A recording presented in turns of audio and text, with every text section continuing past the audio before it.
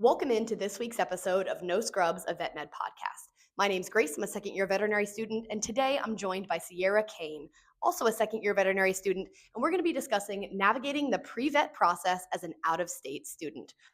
Hi guys, my name is Sierra Kane. I'm a second year veterinary student with Grace, and I'm coming to you guys from the lovely first state of Delaware. So I went to Delaware State University, located in Dover, Delaware. I was both a student athlete and a student researcher. Delaware State had a very good pre-vet program. I will give them that. They gave me all the essential tools I needed to go to vet school. We took animal science 1 and 2, animal nutrition. We even had elective courses like livestock production, intro into poultry med, things like that. So in those classes, they integrated things like the estrus cycle, when to breed, how to artificially inseminate. We even went into some like livestock diseases that we're learning about here. That's awesome. That's really unique coursework, Yes. So it was one professor teaching livestock production, animal science 1 and 2, and like all these other classes. I will never forget the first day of animal science 1. He looked at everybody in the class because we were in like an auditorium style classroom. He looked at everybody in the class and said, if you want to be a vet and you want to go to vet school, this class is really going to determine whether you're going to make it or not. And honestly, mic drop, I was like, oh my God, I better pass this class. But it wasn't even about like passing the class. He wanted you to learn. Yeah. Like, and he pushed you. Like, we took tests and he like tests here and like pulling random things out of random places. And if you learned it, great. And if you didn't, well, that sucks. Now you know. Now you know. But it's just like having professors like that and like having that course framework and doing all those things, like it really shaped who I was coming into vet school with already a bunch of like prior knowledge under my belt, like ready to tackle courses like GI, reproduction, things like that. So it sounds like all of your pre-vet coursework that you took when you were at Delaware State really helped you prepare for veterinary school. Was there anything missing from your education that maybe you wish you had, or you would go back and tell past Sierra, you should go and do this to kind of fill any gaps before you get to vet school? I would definitely tell my past self to kind of venture out and take a animal physiology, animal anatomy course, because that was one thing that Delaware State did not have. We had a human anatomy and physiology course that you could take online, which like for me being a student athlete, like being able to do my work whenever I had free time, that was nice. But I just wish that Delaware State being such like an ag heavy school and having like goat research, cow research, all this research, that they would have an animal anatomy and physiology class. But I would tell my past self, like, hey, like you really need to look into these other schools, like the University of Delaware, Delaware Tech, who might have animal anatomy and physiology. Because coming here, the only thing I knew about was horses. I was like, I know what this is in a horse, and that's about it. I was like looking at a dog. I don't know what the heck I'm looking at. I'm like, gastrocnemius muscle, what's that? Like, Right. And I think, even if your school doesn't have those courses, it's something that you can do over the summer, or maybe take a class online, as you kind of mentioned. Whether or not it counts towards your pre-vet prerequisites, that would be even better. But it's still a class. It's still an opportunity for growth. It's something that you can learn. And kind of as you've discussed, laying the foundation before you get to veterinary school is incredibly important. You draw on knowledge from undergrad. You draw on knowledge even constantly. sometimes from high school of some of the Yeah. unique courses that you've taken. So being able to lay a really strong foundation in your core coursework before you get to vet school is only going to help you succeed in the long run. So you talked about your academic experience being a pre-vet. Do you mind just doing a really brief overview of kind of what your clinical experience and animal experience was when you applied to veterinary school? I worked in small animal clinics. I worked with a couple large animal vets, but I was not one that like worked at a vet clinic in high school. Like, I knew I wanted to be a vet, but I was working more like receptionist jobs, like managing scheduling people's, like my mom is a licensed mental health therapist. She has her own practice. I was doing refills, scheduling appointments, and like dealing with those difficult clients that we will see in our profession. And doing that, like even in high school, just like taught me how to like manage people, really draw on people's feelings and be like, I understand you're feeling that way.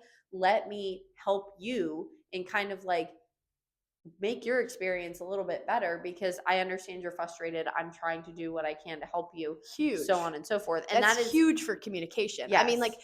and that's something that you can put on your vet school application as well. And I'm sure that Hmm. you did put on your vet school Yep. application as well. Like anything that you do in high school is applicable to vet school, and It you can still put it in counts. your vet school Yep. application.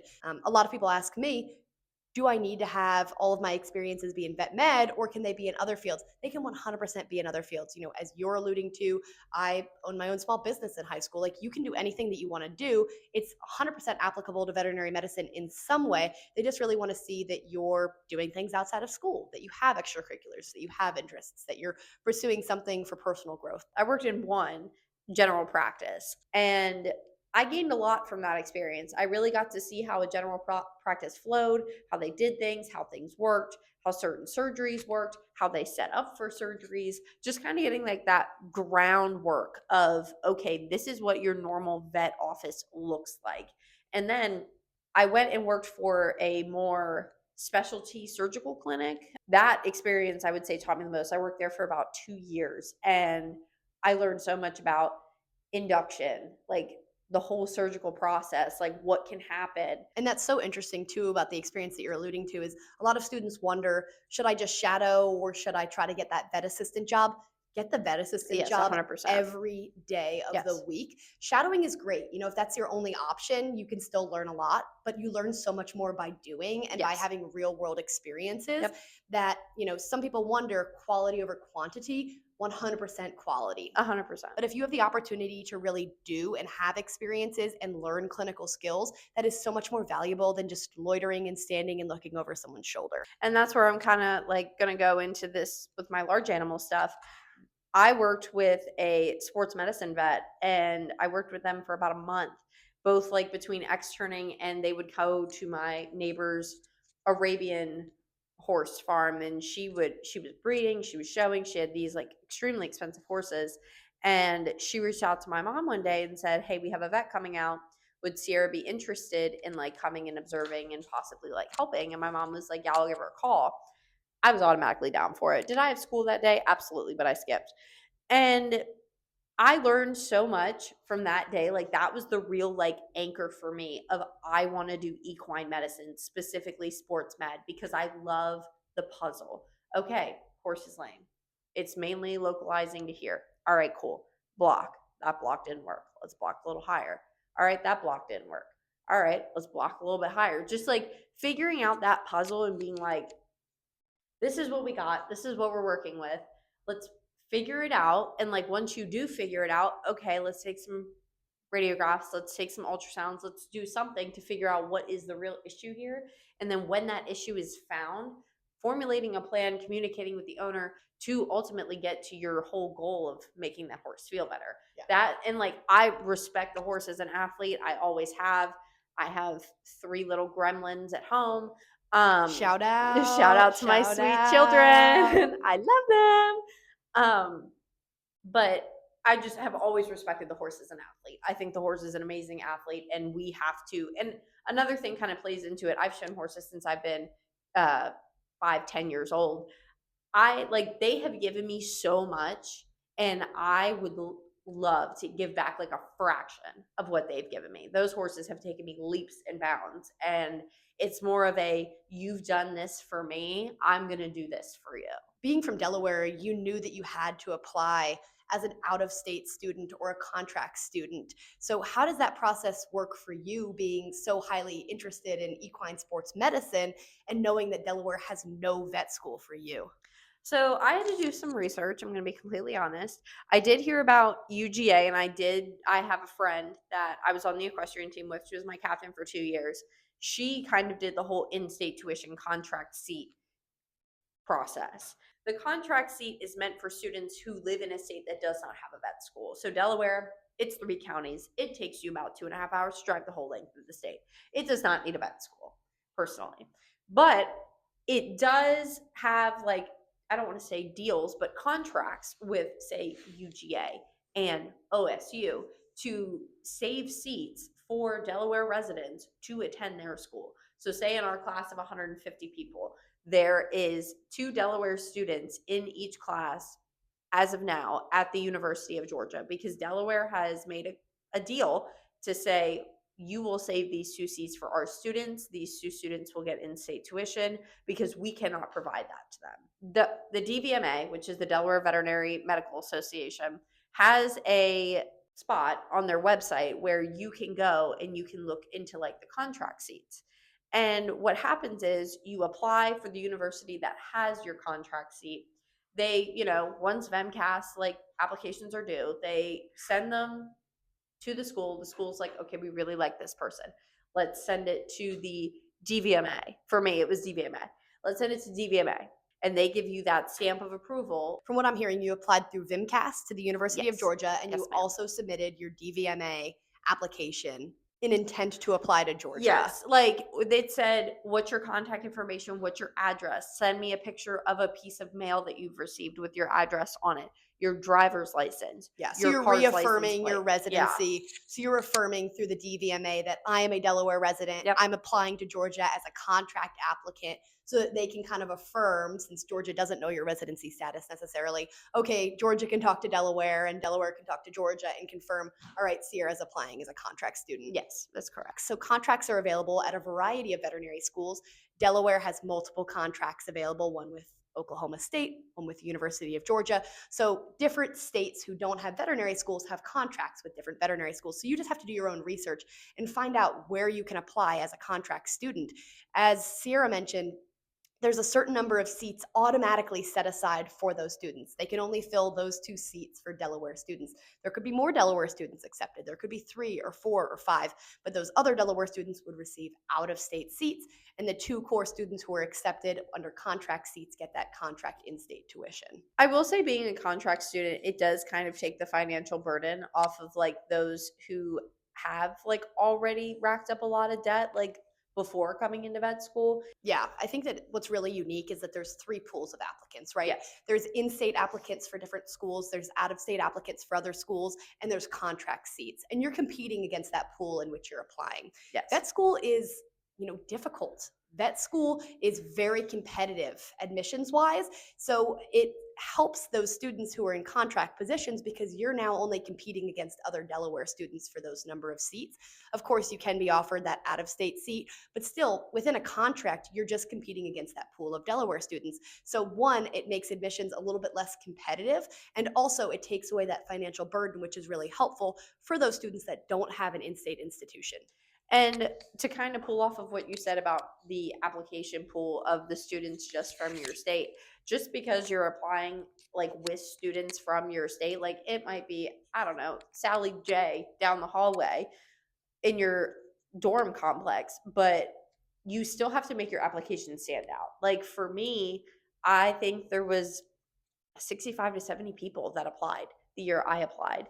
And For 2 seats. yes, for 2 seats. They don't just want to see an applicant with phenomenal grades. They want to see someone who has really challenged themselves in and out of the classroom, that understands the veterinary profession, that understands the rigor of going to veterinary school and becoming a veterinarian in the first place, and also someone that has really formulated and solidified their interest in the field and has done the work, has done the nitty-gritty to shadow, to work as a vet assistant, to work in different specialties, to diversify their experiences, to learn within the career field, to set themselves up for success as a vet student. Yes. And like I said, even if you are competing with just people in your state or people at your school, you still need to go 110% and you need to give your application 110% every time. Yeah, being an in-state applicant and being a contract seat applicant, of course, it helps with numbers and you're competing against a smaller pool, but there is never a guarantee. You No. still have to be a phenomenal applicant. You need to stand out. You need to challenge yourself when you're in undergrad, and you need to set yourself up for success for the admissions process. So you've talked about being from Delaware, and now we're at University of Georgia. So moving to a new city,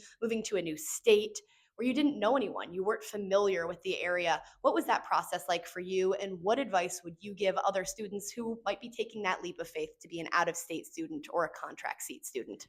I do have one phrase to describe my experience moving down here. Absolutely terrifying. I was so scared.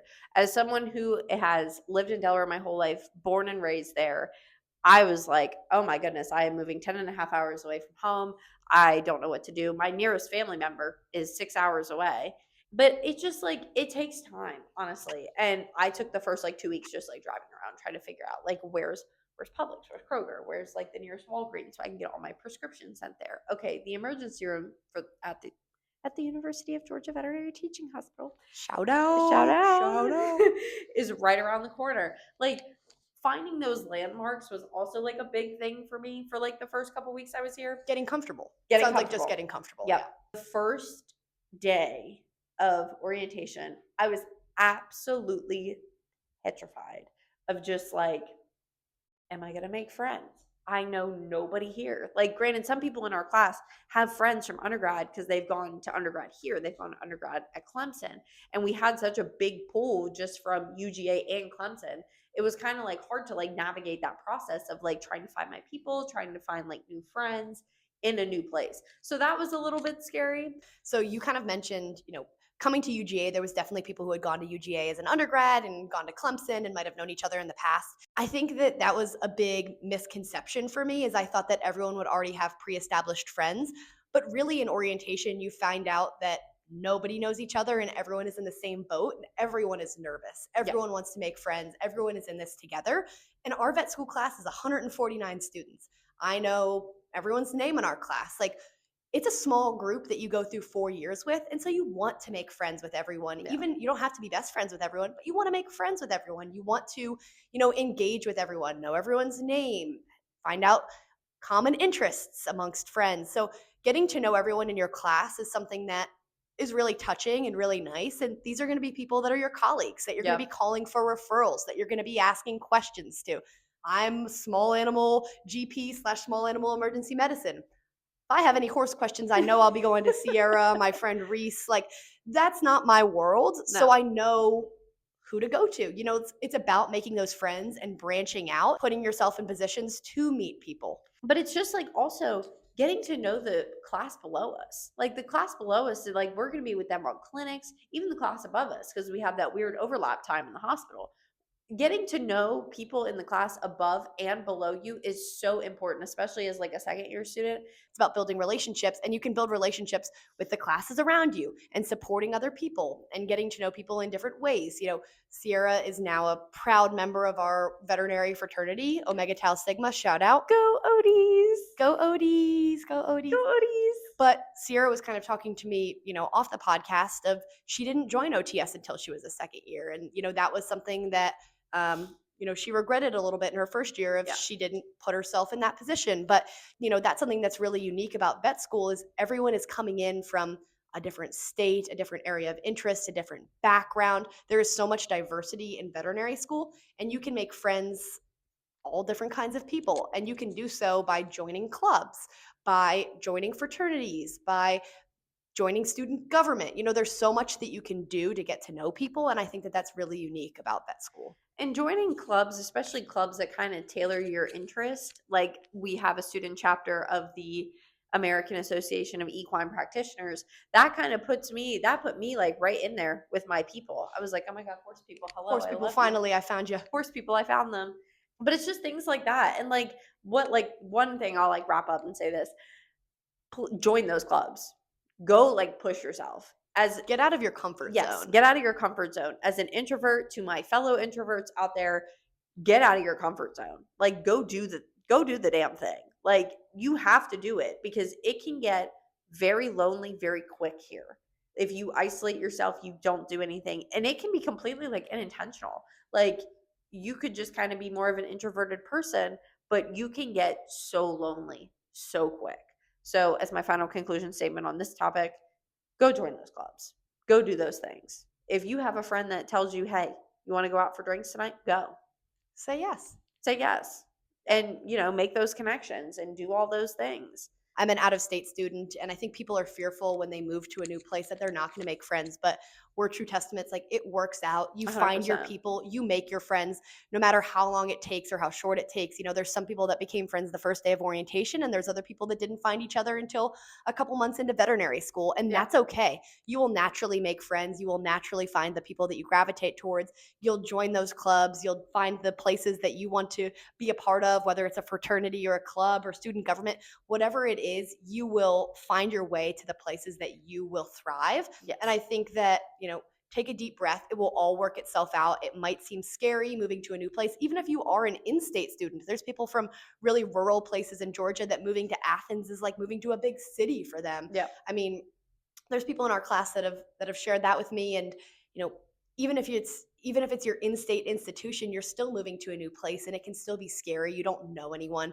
Everyone is in the same boat. It will always work itself out, and it doesn't hurt to just introduce yourself to people. Yeah. Chat with people, get to know your classmates. It will pay off in the long run. So, a variety of students have just been accepted into veterinary school. What brief piece of advice would you offer students who are matriculating to vet school this year? It's so important to do your research and to come to your accepted students days and to see the school, talk to the ambassadors, take the tours, do all the things to make sure you really want to go there. You just have to find which school you fit in best with. And I think Yes. that that's totally okay and that's totally great.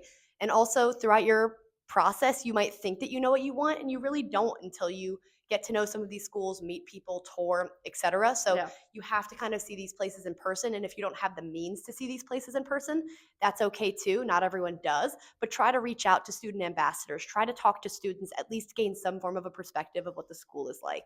Thank you so much for tuning in to this week's episode of No Scrubs, a Vet Med podcast with Sierra Kane. Thank you so much, Sierra, for joining us and sharing so much about your experience as a pre-vet, navigating being an out-of-state student here in Georgia.